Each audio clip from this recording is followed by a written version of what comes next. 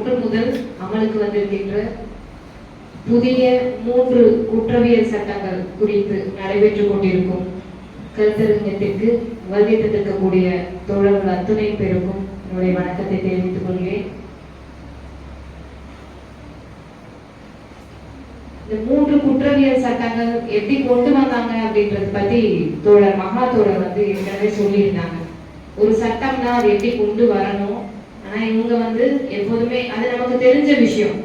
BJP எப்போதுமே நேரடியா வாசல் வழியா எதையுமே கொண்டு வராது, பின் கொல்லப்புறம் வழியா தான் எல்லாத்தையுமே கொண்டு வரும்ன்றது தெரிஞ்ச விஷயம். அது இந்த சட்டங்கள் ரீதியாகவும் நிரூபிக்கப்பட்டிருக்கு. ஏன்னா முறையா பண்றது அப்படின்றதுனா முதல்ல லா கமிஷன் தான் இதை வந்து நிறைவேற்றணும். அதுதான் முதல்ல இந்த மாதிரி சட்டங்களை கொண்டு வரணும், அது தேவை இருக்குது அப்படின்ற ஒரு முன்வரைவை கொடுக்க வேண்டிய பொறுப்பு யாருக்கு இருக்குன்னா லா கமிஷன் தான், சட்ட ஆணையத்துக்கு தான் அது இருக்கு. ஆனா இந்த பிஜேபி கவர்மெண்ட் என்ன பண்ணுதுன்னா அந்த சட்ட ஆணையத்துக்கிட்ட எதையுமே கேட்கல. ஏன்னா சட்ட ஆணையம் தான் இது எல்லாத்தையுமே கவனிக்குது. இந்தியா முழுக்க என்ன மாதிரியான வழக்குகள் நடக்குது, என்ன மாதிரியான குற்றங்கள் நடக்குது, அதுல எப்படிலாம் வந்து குற்றவாளிகள் வந்து உண்மையான குற்றவாளிகள் தப்பிச்சிடுறாங்க, அப்ப நம்ம இன்னும் வந்து சட்டங்களை எப்படி மாற்றி அமைச்சா இன்னும் உண்மையா வந்து பாதிக்கப்பட்டவங்களுக்கு நீதி கிடைக்கும் அப்படின்ற மாதிரி எல்லாம் வந்து ஒரு விஷயங்களை அலசி ஆராய்ந்து அதுக்கான சட்டங்களை இப்படிலாம் கொண்டு வரலாம் அப்படின்னு சொல்லி ஒரு முன்வரைவை நம்மளுடைய கவர்மெண்ட்டுக்கு கொடுக்கணும். ஆனா இந்த சட்டங்களை பொறுத்த வரைக்கும் அந்த மாதிரி எதுவுமே நடக்கல. மகாத்தோட சொன்ன மாதிரி இது வந்து பிஜேபி கட்சியே வந்து அவங்களே எல்லாத்தையுமே ரெடி பண்ணி அவங்களே இதை கொண்டு வந்துட்டாங்க. நடைமுறைக்கும் ஜூலை 1ல இருந்து வந்துருச்சு. அப்படி என்னதான் இந்த சட்டம் அப்படி இந்த 3 குற்றவியல் சட்டம், ஏன் இதுக்கு முன்னாடி நிறைய சட்டங்கள் இருக்கு, ஆனா இது வந்து நம்ம வந்து ஏன் எதிர்க்கிறோம் இந்த அளவுக்கு அப்படின்ற நிறைய கேள்விகள் நமக்கு வந்து இருக்குதான் செய்யுது. ஏன்னா குற்றவியல் சட்டங்கள்ல நம்ம ஏற்கனவே நமக்கு நிறைய கொஞ்சம் முரண்பாடுகள்லாம் இருந்தது. இது என்ன நம்ம இவ்வளவு எதிர்க்கிறதுக்கு என்ன காரணமா இருக்குன்னா, முன்னாடி இருந்த குற்றவியல் தண்டனை சட்டமா இருக்கட்டும், இல்ல குற்றவியல் நடைமுறை சட்டமா இருக்கட்டும், இல்ல சாட்சிய சட்டமா இருக்கட்டும், இது 3மே நமக்கு வந்து ஏதோ நமக்கு நிறைய பாதுகாப்புகளை வழங்குச்சு, உரிமைகளை வழங்குச்சு, நமக்கு நிறைய இருக்கு. ஆனா ஒரு அடிப்படையா இருக்கக்கூடிய நம்ம சொல்லுவோம் இல்ல அடிப்படை உரிமைகள்னு அரசமைப்பு சட்டத்துல, அதையே கேள்விக்குள்ளாக்குற நிறைய விஷயங்கள் தான் இதுல மாற்றப்பட்டிருக்கு. அப்போ எல்லாரும் சொல்ற மாதிரி இதுல ஒரு 10% தானே மாத்தி இருக்கிறாங்க, ஒரு 15% தானே மாத்தி இருக்கிறாங்க, இதுல அப்படி என்ன ஆயிட போகுது அப்படின்னு நம்ம கடந்து போயிட முடியாது. ஏன்னா ஒரு துளி விஷமா இருந்தாலும் விஷம் தான், அந்த ரீதியில தான் நம்ம வந்து பார்க்கணும். அந்த மாதிரி இந்த மாற்றங்கள் ஏன் இதை வந்து ஏற்கனவே நிறைய முறை திருத்தங்கள் செய்யப்பட்டிருக்கு. இந்த குற்றவியல் நடைமுறை சட்டமா இருக்கட்டும், தண்டனை சட்டமா இருக்கட்டும், இதெல்லாம் நிறைய திருத்தங்கள் ஏற்கனவே கொண்டு வந்திருக்காங்க. அந்த மாதிரி இந்த ஒரு 10% திருத்தமா கொண்டு வந்திருக்கலாமே அப்படின்னு கூட வந்து கேள்விகள் வரும். ஆனா ஏன் அதை திருத்தமா கொண்டு வரல அப்படின்றதுக்கும் அவங்க கிட்ட இருக்க விளக்கம் என்ன, எப்படின்னு சொல்லி இருக்கும் அப்படின்னு பார்த்தோம்னா, ஏன்னா திருத்தமா கொண்டு வந்தோம்னா திடீர்னு வந்து யாருக்கு வேணாலும் கைவிலங்கு போடலாம் அப்படின்னு சொன்னா நம்ம எல்லாம் என்ன பண்ணுவோம், அது எப்படி போட முடியும் அப்படின்னு ஒரு எதிர்ப்பலை கிளம்பும். எஃப்ஐஆர் போடணும்னா உடனே போட்டுற மாட்டோம், நாங்க வந்து 14 நாள் எங்களுக்கு டைம் இருக்கு, நீங்க யார் மேல கம்ப்ளைண்ட் கொடுக்குறீங்களோ அவங்களே போய் விசாரிப்போம், அவங்கள சுத்தி இருக்கிறவங்க விசாரிப்போம், இந்த மாதிரிலாம் கொண்டு வந்தாங்கன்னா அது ஒரு பெரிய சர்ச்சைக்குரிய விஷயமா மாறும். அப்போ இந்த மாதிரி நான் சொல்றது சின்ன விஷயங்கள், இன்னும் சீரியஸான விஷயங்கள் கூட இருக்குது. அந்த மாதிரி சின்ன விஷயங்கள் இந்த திருத்தங்கள் மட்டுமே அவங்க கொண்டு வந்திருந்தாங்கன்னா அது ஒரு பெரிய பேசு பொருளா இங்க வந்து ஆயிருக்கும். ஆனா இப்ப என்ன பண்ணிட்டாங்கன்னா ஒட்டு மொத்தமா போட்டு எல்லாத்தையும் குழப்பி விட்டு இப்ப எது என்ன சொல்லுது, எந்த செக்ஷன் என்ன சொல்லுது அப்படின்னு வழக்கறிஞர்களுக்கும் இது ஒரு புதுசா இருக்கும், நீதிபதிகளுக்கும் புதுசா இருக்கும். இந்த மாதிரி ஒரு குழப்பத்தை ஏற்படுத்தி நம்ம அதுல ஒரு தெளிவு வரதுக்குள்ள இதை நடைமுறைப்படுத்தி மக்கள் கிட்ட இதுதான் ஏத்துக்கணும் அப்படின்ற நிலைமைய கொண்டு வந்துடணும் அப்படின்ற அந்த ஒரு அடிப்படையான ஒரு நோக்கம் இருக்கு. அதுவும் இல்லாம மேலோட்டமா நம்ம இதை பார்த்தோம்னா பெயர்ல வந்து சமஸ்கிருத பெயரா இவங்க வச்சிருக்காங்க. நம்ம வந்து கான்ஸ்டிடியூஷன் அரசியல் அமைப்பு சட்டத்துல சொன்ன மாதிரி இதுல வந்து ஆங்கிலத்துல இல்ல அப்படின்னு மட்டுமே வந்து பார்க்க முடியாது. அதுவும் ஒரு காரணம் இருக்கு, அது முக்கியமான காரணம் தான். ஆனா அதை மட்டுமே பார்க்க முடியாது. அதை ஏன் அப்படி அவங்க சமஸ்கிருதத்துல வச்சாங்க அப்படின்ற ஒரு அரசியலும் நம்ம புரிஞ்சுக்கணும். ஏன்னா அவங்களுடைய அரசியல் படி இந்தியா முழுக்க அவங்க அகண்ட பாரதமா அவங்க ஆட்சி செய்யணும். அப்போ இது அவங்களுடைய புராணப்படி ஒரு மகாபாரதம் பரத நாடாம், இந்தியா முழுக்க இது பரத நாடா ஆளப்பட்டது. அப்ப இது பாரதம், பாரத தேசம் அப்படின்ற அந்த பாரதிய அப்படின்ற வார்த்தையை அவங்க கொண்டு வந்ததுக்கான ஒரு பின்புலம் அங்க இருந்து தான் வருது. அப்போ இவங்களுடைய சித்தாந்தத்தை சட்ட ரீதியாவும் அவங்க கொண்டு வரணும் அப்படின்ற அந்த ஒரு முக்கியமான விஷயத்தை அவங்க அதுல புகுத்தி இருக்கிறாங்க. அந்த பெயர்ல அவ்வளவு ஒரு முக்கியத்துவம் இருக்கு, அரசியல் இருக்கு. சும்மா சமஸ்கிருதத்தை நம்ம கொண்டு வரோன்ற பெயர் இது மட்டும் கிடையாது. அதுல அவங்களுடைய உள்நோக்க அரசியல் சித்தாந்தத்தை மக்கள் கிட்ட கொண்டு போயிடணும் அப்படின்றதுதான் முக்கியமா இருக்கு. இந்தியா அப்படின்ற விஷயமே இருக்கக்கூடாது, பாரதம். அதனாலதான் அந்த 3 திருத்த அந்த கொண்டு வரப்பட்ட புதிய சட்டங்கள்ல கூட பாரதிய பாரதியன்ற விஷயத்தை அவங்க எல்லாத்துலயுமே நுழைச்சிருக்கிறாங்க. இதுல குறிப்பா பார்த்தோம்னா தண்டனை சட்டம், நமக்கு முன்னாடி இந்திய தண்டனை சட்டம் தான் இருந்தது. இப்போ என்ன கொண்டு வந்திருக்கிறாங்க, பாரதிய நியாய சங்கீதா. நியாய அப்படின்னும் போதே நீதி அப்படின்ற வரும். அப்ப இதை தமிழ் படுத்தி பார்த்தோம்னா பாரதிய நீதி தொகுப்பு அப்படின்னு தான். இது வேற ஒண்ணும் கிடையாது. அவங்க நினைச்ச மாதிரி ஒரு மனு நீதியை மீண்டும் கொண்டு வரதுக்கான ஒரு விஷயம் தான் இவங்க செஞ்சிருக்க அந்த மாற்றங்கள். அந்த மாற்றங்கள் என்னன்னா, மனு நீதியில நம்ம என்னென்னலாம் சொல்லியிருக்கிறோமோ அதே நீதியை இவங்க கொண்டு வரணும் அப்படின்றதுதான். தண்டனை சட்டம்ன்றது இது, இந்த குற்றம் செஞ்சா இந்த தண்டனை, இத்தனை வருஷம் தண்டனை, இதுதான் ஏற்கனவே இருந்த விஷயம். ஆனா இவங்க என்ன பண்றாங்க, தண்டனைன்றதையே மாத்தி நீதி நீதின்ற அளவுக்கு கொண்டு போறாங்க. அது இதுக்கும் அதுக்கும் என்ன சம்பந்தம் வார்த்தைகள்னு தெரியல. ஆனா மனு நீதிக்கும் இதுக்கும் நிறைய சம்பந்தம் இருக்கு. அது அவங்களுடைய அதனுடைய தொடர்ச்சியா நம்ம கொண்டு போயிடணும் அப்படின்ற மாதிரிதான் இந்த பெயர் அளவுல நிறைய மாற்றங்களை கொண்டு வந்திருக்காங்க. ஆனா இதுல குறிப்பா நம்ம பார்க்க வேண்டிய நமக்கு இருக்கக்கூடிய பேர் ஆபத்து அப்படின்னு என்னன்னு பார்த்தோம்னா, நம்ம நிறைய அரசியல் சார்ந்த விஷயங்களை கையில் எடுக்கிறோம். மக்களுக்கு அடிப்படையா தேவை இருக்கக்கூடிய விஷயங்கள்ல நம்ம போராட்டங்கள் பண்றோம். இந்த மாதிரிலாம் பண்றதெல்லாம் நம்ம என்ன நினைக்கிறோம், இதெல்லாம் அரசியல் சார்ந்த விஷயங்கள், இதெல்லாம் நம்ம ரொம்ப பண்ண வேண்டிய விஷயங்கள், இதெல்லாம் நம்ம பெருமையாவே நம்ம பட்டுக்கலாம். நம்ம மக்களுக்காக போராடுறேன் ஒரு போராளி அப்படின்ற ரீதியில நம்ம பார்க்க முடியும். ஆனா இதுக்கப்புறமா இந்த குற்றவியல் சட்டங்கள் படி நம்ம பார்த்தோம்னா, நம்ம எல்லாம் தீவிரவாதிகள், நம்ம எல்லாம் சும்மா இந்த சாதாரணமா இந்த ரவுடிலாம் சொல்லுவாங்க இல்லையா, கேங் எல்லாம் போட்டு ஒரு பெரிய ஒரு கொல்ல கூட்டம் மாதிரி எல்லாம் சொல்லுவாங்க இல்லையா, அந்த மாதிரியான ஒரு கூட்டம், ஒரு தீவிரவாத கூட்டம் அப்படின்றத சட்டப்படியா நம்மள அணுக ஆரம்பிச்சிருவாங்க. ஏன்னா அவங்க சொல்றபடி பார்த்தோம்னா, ஒரு தடவைக்கு மேல இன்னொரு தடவை அவங்க சொல்ற அவங்களுடைய நம்ம இங்க கொண்டு வந்திருக்க சட்டப்படி, புது சட்டப்படி ஒரு தடவை நம்ம ஒரு போராட்டத்துல ஈடுபட்டு நம்ம கைது ஆகணும் அப்படின்னா மீண்டும் அதே மாதிரி போறேன்னா, ஒரு தடவை போராடிட்டு நம்ம எல்லாம் விட்டுருவோமா, விட மாட்டோம். அதுக்கு தீர்வு கிடைக்கிற வரைக்கும் நிச்சயமா போராடுவோம்.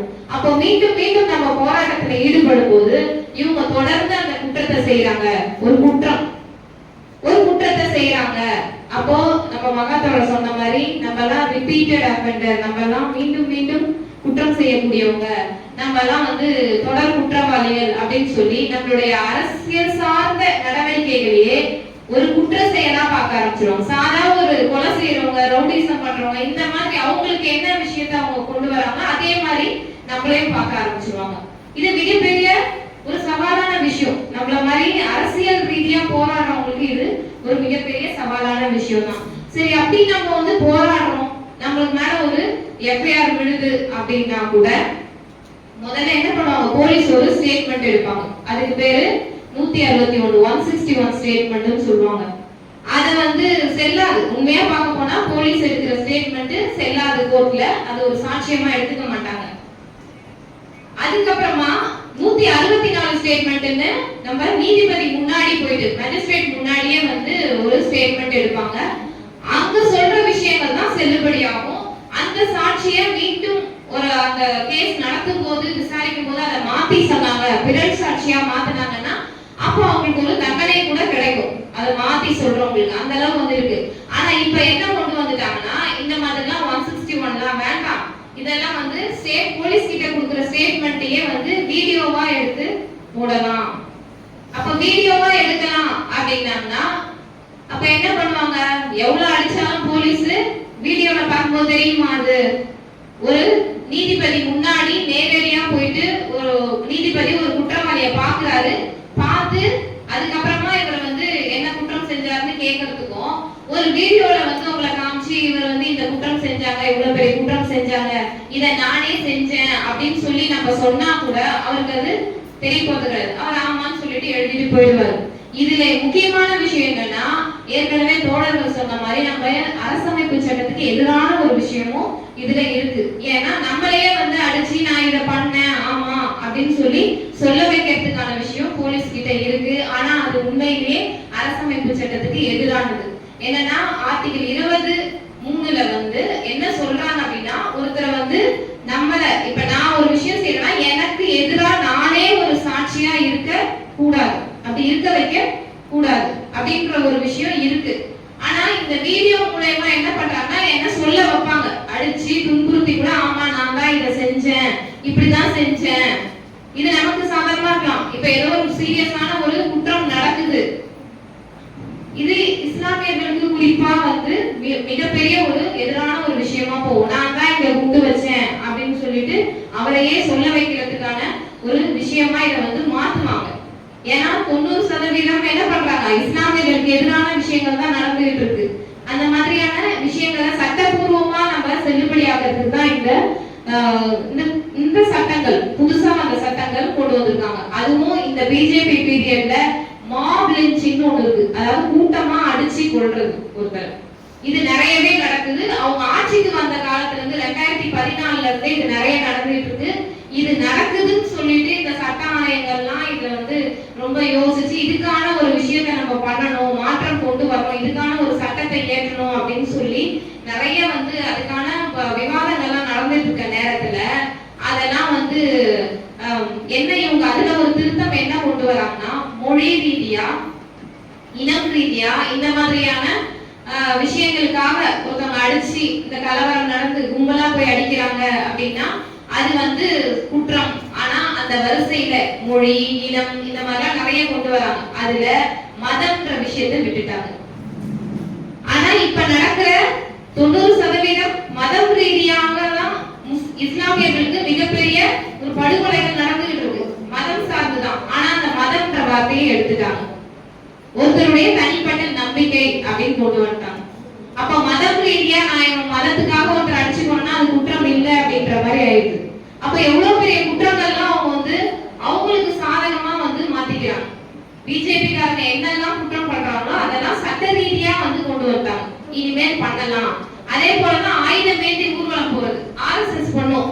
சும்மா ஒரு வாள் ஏந்திக்கிட்டு நாங்க வந்து ஊர்வலம் போறோம் அப்படின்னா வந்து பர்மிஷன் கேட்கும். அது நிறைய தமிழ்நாட்டிலேயே தடை செய்யப்பட்டது. ஆனா இப்ப அதெல்லாம் தடை செய்ய முடியாது, ஆயுதங்களோட ஊர்வலம் போகலாம். அந்த மாதிரியும் வந்து வந்துருச்சு. இந்த மாதிரி நிறைய விஷயங்களை வந்து சொல்லிக்கிட்டே போலாம்.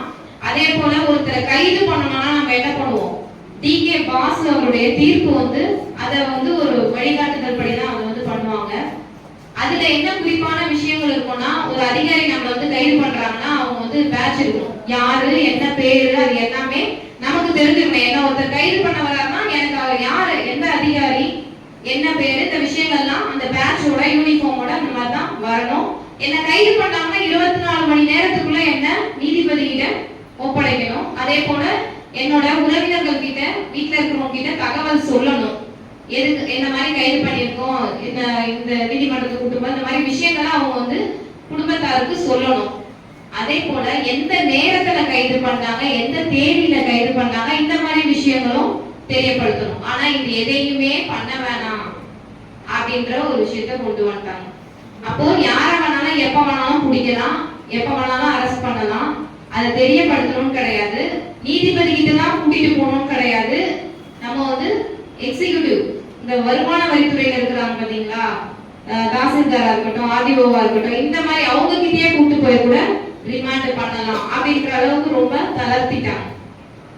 அப்ப இதெல்லாம் மிகப்பெரிய ஒரு ஆபத்தை விளைவிக்கும். யாரு எந்த அதிகாரி யார் மேல அவருக்கு வந்து வெறுப்பு இருக்குதோ, பிடிக்கணும்னு நினைக்கிறாரோ, உள்ள தள்ளணும்னு நினைக்கிறாரோ ஈஸியா கூட்டு போயிட்டு ரிமாண்ட் பண்ணிடுவாங்க. அது எப்படி சொல்றாங்கன்னா, நம்ம பிடிபட்டுட்டோம் அப்படின்னா ஒரு ரூம்குள்ள அடைச்சு சாவியை பூட்டிட்டு தூக்கி போடுற மாதிரி, நமக்கு எந்த வழியுமே கிடையாது வெளியே வர்றதுக்கு. அந்த மாதிரியான நம்ம போய் சிக்கிட்டோம்னா அவ்வளவுதான் அப்படின்ற மாதிரியான ஒரு விஷயமா இதை வந்து கொண்டு வந்துகிட்டு இருக்கிறாங்க.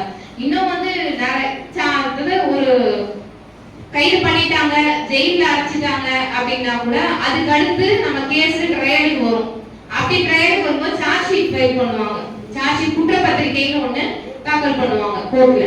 அதாவது அந்த குற்றப்பத்திரிகையில என்ன இருக்கும்னா, இத்தனை சாட்சியங்கள்லாம் இருக்கும், இத்தனை சாட்சியங்கள் உங்களுக்கு எதிராக சாட்சி சொல்லியிருக்காங்க, இந்த செக்ஷன்ல உங்களை வந்து கைது பண்ணிருக்கிறோம், அதே போல இந்த இடத்துல குற்ற சம்பவம் நடந்தது, இந்த மாதிரியான எல்லா விஷயங்களும் அந்த குற்றப்பத்திரிகையில இருக்கும். இது ஒரு முறை போலீஸ் வந்து நீதிமன்றத்துல கொடுத்துட்டாங்கன்னா, கூடுதலா அவங்க ஏதாவது தகவல் சேர்க்கணும் அப்படின்னா கூட நீதிபதியினுடைய அனுமதி வேணும். ஆனா இப்ப என்ன சொல்லிட்டாங்கன்னா, அந்த தகவல்கள்லாம் நீங்க போலீஸ் எப்ப வேணாலும் சேர்த்துக்கலாம், அதுக்கு நீதிபதி கிட்ட அனுமதி கேட்கணும்ன்ற அவசியம் கிடையாது. அப்போ நம்ம ஒருத்தர் ட்ரையல் நடக்கும் போது இல்ல குற்றம் சாட்டப்பட்டவர் நிரபராதி தான் ஒரு கட்டத்துல ஒரு சைடு வருது, ட்ரையல் நடந்துட்டு இருக்கும் போதே அந்த இதை நம்ம நிரூபிக்க முடியும்ன்ற விஷயம் வரும்போதே போலீஸ் என்ன பண்ணணும்னா, இன்னொரு புதுசா இல்ல இந்த மாதிரி ஒரு குற்றம் இருக்குது, இவர் ஒருத்தர் சாட்சி இருக்கிறாரு, பிரைவேட்டா ஒருத்தர் யார் வேணாலும் வாலண்டரியா வந்து ஒருத்தர் வந்து போலீஸ் கூப்பிட்டு வந்து நிறுத்தலாம். இவர் வந்து அந்த சம்பவத்தை பார்த்தாராம், அவர் அந்த பக்கம் போனாராம், பார்த்தாராம் அப்படின்னு சொல்லிட்டு யார வேணாலும் கூப்பிட்டு வந்து நிறுத்தி ஒரு சாட்சியமா அவங்க நினைக்கிற ஆளை என்ன தண்டனை வேணாலும் வாங்கி கொடுக்க பண்ணலாம். இந்த மாதிரியான ஆபத்துகளும் இதுல வந்து நிறையவே இருக்கு. தோழர் சொன்ன மாதிரி உண்ணாவிரதம், உண்ணாநிலை போராட்டம் இருந்தா ஐயோ மக்கள் இருக்கிறாங்களே, அவங்க பட்னியா சாக போறாங்க, என்ன ஆகுமோ அப்படின்ற பரிதாபத்துக்காகலாம் அதை வந்து பெருசா கண்டுக்கல அரசு. அது என்ன சொல்லுதுன்னா, நம்ம உண்ணாநில இருந்து ஒரு அதிகாரியை நீங்க இந்த வேலையை செய்யணும், நீங்க இந்த வேலையை செய்யணும், அது செய்யற வரைக்கும் நம்ம உண்ணாநில இருப்போம் சொல்லிட்டு நம்ம போராடுறோம் பாத்தீங்களா, அந்த போராட்டத்தை எப்படி சொல்றாங்கன்னா, அந்த அதிகாரிய இந்த வேலையை நீங்க செய்யணும் நிர்பந்திக்கிறோமா, அப்படி நிர்பந்திக்கிறது சட்டப்படி குற்றம் அப்படின்னு சொல்றோம். அதனாலதான் நம்ம உண்ணாநிலை இருந்தா நம்ம மேல வழக்கு விடும். என்னன்னா நம்ம ஒரு அதிகாரியை நிர்பந்தித்து வேலை செய்ய வைக்கிறோம் அப்படின்னு சொல்லிட்டு. அப்ப நம்ம உண்ணாநிலை இருந்தா நம்ம மேல அக்கறைப்பட்டு நம்மள கைது பண்ணல. ஆனா இவங்க எதுக்காக கைது பண்ணுவாங்கன்னா, அரசு அதிகாரியை நம்ம நிர்பந்திக்கிறோம். அப்ப அரசு அதிகாரிகளுக்கு ஒரு சலுகை, கூடுதல் சலுகை வந்து இந்த சட்டம் வழங்குது. அதே போல ஒரு அரசு அதிகாரி மேல நம்ம போய் ஒரு எஃப்ஐஆர் போட சொல்லி கேட்கிறோம், ஒரு கம்ப்ளைண்ட் கொடுக்குறோம். நார்மலா போலீஸ் ஸ்டேஷன்ல ஏத்துக்க மாட்டாங்க. நம்ம என்ன பண்ணலாம், பிரைவேட்டா கூட நீதிமன்றத்துக்கிட்ட கம்ப்ளைண்ட் கொடுக்கலாம். அப்படி கொடுத்தோம்னா முன்னாடிலாம் என்ன பண்ணுவாங்கன்னா, அந்த கம்ப்ளைண்ட்டை வாங்கிட்டு அதுக்கு நம்ம என்னெல்லாம் கூடுதல் சாட்சியங்கள் வச்சு கொடுக்குறோம் அதெல்லாம் வச்சு யார் கம்ப்ளைண்ட் கொடுக்குறாங்களோ அவங்கள கூப்பிட்டு நீதிபதி விசாரிச்சுதான் அந்த கேஸை எடுத்துப்பாங்க. ஆனா இப்ப அப்படி கிடையாது. நம்ம யார் மேல கம்ப்ளைண்ட் கொடுக்குறோமோ அந்த அரசு அதிகாரி அவர்கிட்ட வந்து கேட்பாங்க, ரிப்போர்ட் கேட்பாங்க.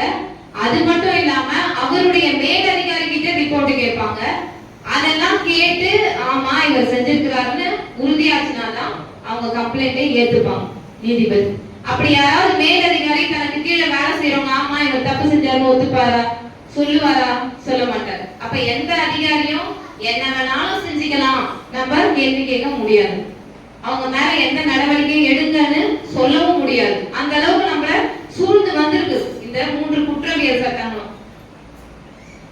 அதே போல இந்த ஊப்பா சட்டங்கள் சொல்லுவோம் இல்லையா, இந்த மாதிரி ஊப்பா சட்டம் வந்து இதெல்லாம் ஸ்பெஷல் ஆக்ட், சிறப்பு சட்டங்கள்னு சொல்லுவாங்க. இதெல்லாம் வந்து இதன் பேர்ல ஒருத்தர் கைது பண்ணோம்னா நமக்கு பர்மிஷன் வேணும், மேலதிகாரிகள் நம்ம அங்க இருந்து பர்மிஷன் வேணும். ஆனா இப்ப என்னன்னா ஒரு சாதாரண சப் இன்ஸ்பெக்டர் கூட அந்த மாதிரி வழக்கு போடலாம் நம்ம மேல. சிறப்பு சட்டத்து மேல கைது பண்ணக்கூடிய அந்த விஷயங்கள் எல்லாத்தையும் சாதாரண இந்த குற்றவியல் தண்டனை சட்டம் இருந்தது இல்லையா, இப்போ புதுசா வந்து பாரதிய நியாய சங்கீதம் சொல்றாங்களே, இதுல வந்து கொண்டு வந்துட்டாங்க. சாதாரண ஒரு எஸ்ஐ கூட நம்ம மேல பெரிய பெரிய வழக்குகள் வந்து நம்ம மேல போட முடியும், அந்த அளவுக்கு வந்து கொண்டு வந்துட்டாங்க. அதே போல ஆயுள் தண்டனைன்னு சொல்லுவோம், நம்ம இயல்பா சாதாரணமா சொல்லுவோம் ஆயுள் தண்டனை அப்படின்னு சொல்லி. அந்த ஆயுள் தண்டனைனா முன்னாடி 14 வருஷம். அந்த 14 வருஷத்துலயும் நன்னடத்தை அதெல்லாம் சொல்லி வருடங்களை குறைச்சி ஒரு 10 வருஷம் 11 வருஷத்துல கூட வெளியில வரதுக்கான வாய்ப்பு இருக்கு. ஆனா இப்ப என்ன சொல்லிட்டாங்கன்னா, ஆயுள் தண்டனைனா ஆயுள் முழுக்க ஜெயில இருக்கும். கடைசி வாழ்க்கை வரைக்கும் அவங்க வந்து ஜெயில இருக்கணும் அப்படின்ற அளவுக்கு அதை கொண்டு வந்துட்டாங்க. அதுலயும் மாத்திட்டாங்க. தூக்கு தண்டனைன்றது என்ன? அரிதிலும் அரிதான வழக்குகளுக்கு தான் தூக்கு தண்டனை வழங்கப்படும். ஆனா இப்ப அதுலயும் நிறைய குற்றங்களை சேர்த்திருக்கிறாங்க. ஆனா நியாயமா பார்க்க போனா நிறைய போராட்டங்கள் தூக்கு தண்டனைக்கு எதிராக நடந்த விஷயம் நம்ம நாட்டுல நடந்திருக்கு. தூக்கு தண்டனை இருக்கக்கூடாது அப்படின்னு சொல்லிட்டு. ஆனா அது எல்லாத்தையும் தாண்டி இவங்க தூக்கு தண்டனை இன்னும் வந்து வலிமைப்படுத்திருக்காங்க. இன்னும் நிறைய செக்ஷன்ல அதை வந்து கொண்டு வந்திருக்காங்க. இந்த மாதிரி குற்றங்களுக்கு எல்லாம் தூக்கு தண்டனை அப்படின்னு சொல்லிட்டு. அதுலயும் குறிப்பா என்னன்னா கருணை மனு போடுவாங்க. தூக்கு தண்டனை விதிச்ச கைதிக்கு கருணை மனு போட்டு கேட்பாங்க. இந்த மாதிரி தயவு செஞ்சு விட்டுருங்க அப்படின்னு சொல்லிட்டு ஒரு கருணை மனு வந்து போடுவாங்க. அது யார் வேணாலும் போடலாம்.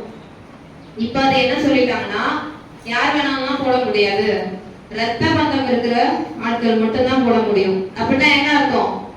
இப்ப நம்ம எல்லாம் ஒன்னா இருக்கோம்.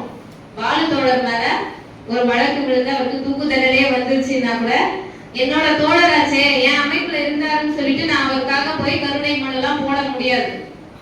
அவருடைய ரத்த சொந்தம் இருந்தா மட்டும்தான் போட முடியும். நான் போயிட்டு போட முடியாது. இந்த மாதிரி பல வழிகள்ல அவங்க வந்து நிறைய விஷயங்களை நமக்கு வந்து இது பண்ணிக்கிட்டே போறாங்க. அதாவது நம்மளுடைய உரிமைகளை பறிச்சுக்கிட்டே போறாங்க. கொஞ்சம் கொஞ்சமா நம்மள செதுக்கிக்கிட்டே போறாங்க. இருக்கவே கூட ஒட்டுமொத்தமா அழிக்காம கொஞ்சம் கொஞ்சமா செதுக்கி நம்மளுடைய உரிமைகள் எல்லாத்தையும் அழிச்சுக்கிட்டே இருக்கிறாங்க. ஒட்டுமொத்தமா கான்ஸ்டிடியூஷனை தூக்கி போட்டு இதுக்கப்புறம் தான் வந்து மனு தர்மம் தான் ஆட்சி செய்யும் அப்படின்னு சொன்னா இங்க ஒரு பெரிய கொந்தளிப்பு வரும், ஒரு புரட்சி நடக்கும். ஆனா இதெல்லாம் வந்துடக்கூடாது. ஆனா அதையும் நாங்க நடைமுறைப்படுத்தணும். மனு தர்மத்தையும் நடைமுறைப்படுத்தணும்னா அப்ப இந்த மாதிரியான சட்டங்களை கொண்டு வந்து கொஞ்சம் கொஞ்சமா அதனுடைய வேர்களை வெட்டிக்கிட்டே வர்றது. அதுதான் இந்த சட்டங்கள் சொல்ற மாற்றங்கள். இது கூட என்னன்னா நாங்க சொல்றது கொஞ்சம் கொஞ்சம் விஷயங்கள் தான். இன்னும் நிறைய வந்து இருக்கு. இன்னும் நிறைய நம்ம விவாதிக்க வேண்டியது இருக்கு. இன்னும் படிக்க வேண்டியது இருக்குது. வழக்கறிஞர்கள் நாங்க வந்து போயிட்டு சொல்ற மாதிரிதான் என்னது வடிவேலு சொல்ற கதை தான். தங்களுக்கு தெரியாத சட்டம் ஒன்றும் இல்லை அப்படின்ற மாதிரி கதை தான் வந்து வழக்கறிஞர்களுடைய கதையா இருக்கு. ஆனா வந்து இதே கதை பாவம் நீதிபதிகளுக்கும் வரதுக்கு வாய்ப்பு இருக்கு. ஏன்னா நீதிபதிகளுக்கும் இந்த சட்டங்கள் குறித்து தெரியாது. ஏன்னா நிறைய வழக்குகள் இதுக்கு எதிராக குற்றவியல் நடைமுறை சட்டத்தை பொறுத்த வரைக்கும் நிறைய அது குறித்து வந்து கண்டெஸ்ட் பண்ணுவாங்க. இதுல சொல்லியிருக்க விஷயங்கள் கான்ஸ்டிடியூஷனுக்கு எதிராக இருக்கு, அரசமைப்பு சட்டத்துக்கு எதிராக இருக்கு அப்படின்னு சொல்லிட்டு நிறைய சொல்லுவாங்க. அந்த மாதிரி வழக்குகள் நிறைய ஹைகோர்ட்ல சுப்ரீம் கோர்ட்ல எல்லாம் போகும். அப்ப அதுல என்ன தீர்ப்பு சொல்றாங்க அப்படின்ற விஷயங்களை நீதிபதிகள் தினம் தானே அப்டேட் பண்ணிக்கிட்டே இருக்கும். அப்படி இல்லாட்டி நீதிபதிகளுக்கும் அதே நிலைமை தான். தங்களுக்கு தெரியாது ஒன்றும் இல்லைன்ற செய்திய எனக்கும் தெரியாது அப்படின்ட்டு சொல்ல வேண்டிய நிலைமை நீதிபதிகள் கூட வரலாம். ஆனா நம்ம மக்கள், நம்ம தோழர்கள், நம்ம இதுல ஏன் இன்னும் விழிப்பா இருக்கணும் அப்படின்னா நம்ம மூலமா தான் இவங்க மக்களை ஒடுக்க பாக்குறாங்க. ஏன்னா எப்போதுமே இந்த மாதிரி தோழர்கள் தான் சாதா மக்களுக்காக வருவாங்க. ஒடுக்கப்பட்ட மக்களுக்காக இவங்க தான் வருவாங்க. முதல்ல இவங்களை ஒடுக்கணும். இவங்களை காலி பண்ணிட்டா அவங்கள ஈஸியா அடைக்கிடலாம். மக்களை சாதா குடிமக்களை நம்ம அடைக்கிடலாம்ன்ற விஷயத்த இவங்க இந்த சட்டங்கள் மூலமா நடைமுறைப்படுத்த போறாங்க. அதனாலதான் நம்ம என்ன பண்றோம், நம்ம ஒட்டுமொத்த நம்ம ஏதோ இதெல்லாம் வந்து நம்ம தோழர்களுக்கு ரொம்ப எதிரான சட்டங்களா இருக்கே அப்படின்னு மட்டும் இதை பாத்திர முடியாது. இதன் மூலமா மக்களை அடித்தட்டு மக்களா இருக்கக்கூடிய உழைக்கும் வர்க்கத்தை வந்து இவங்க மொத்தமா காலி பண்றதுக்கான விஷயங்கள் தான். அந்த மாதிரி விஷயங்கள் நடந்துடக்கூடாது. அதுக்கு வெறும் நீதிபதிகளும் சரி வழக்கறிஞர்களும் சரி இந்த மாதிரி இவங்க எல்லாம் மட்டும் போராடினா பத்தாது. நம்ம மக்களுக்கும் இதை கொண்டு போய் சேர்க்கணும். அந்த கடமை தோழர்களாகிய நமக்கு இருக்கு. அதை நம்ம வந்து ஆரம்பிச்சிருக்கோம். இன்னும் தொடர்ந்து வந்து இது குறித்த விவாதங்கள் படிப்போம். படிச்சதை வந்து பகிர்ந்துப்போம். நம்ம பகிர்ந்துட்ட நம்ம தெரிஞ்சுக்கிட்ட விஷயங்களை பல பேருக்கு வந்து சொல்லுவோம். இந்த மாதிரி நிறைய விஷயங்களை பகிர்ந்துக்கிறது மூலயமா நம்ம ஒரு விழிப்புணர்வு அடைஞ்சி நம்ம போராட்டங்கள் நம்மளும் பாதுகாப்பா இருக்கணும், நம்ம மக்களையும் பாதுகாப்பா வச்சுக்கிறோம். இதுக்குரிய விஷயங்களை எப்படி கொண்டு வர்றது, இந்த சட்டங்களை திருத்தத்துக்கான முயற்சிகளை நம்ம எவ்வளவு வீரியமா எடுக்கணுமோ அவ்வளவு வீரியங்களை நம்ம எடுக்கணும். ஏன்னா போராட்டம் மட்டும்தான் தீர்வுன்றது நமக்கு ஏற்கனவே பழக்கப்பட்ட தெரிஞ்ச விஷயம். அந்த போராட்டம் சட்ட ரீதியாகவும் இருக்கணும், நம்ம தெருவில் இறங்கி போராட்டத்துக்காகவும் இருக்கணும். எல்லா ரீதியிலும் நம்ம போராட தயாரா இருக்கும்.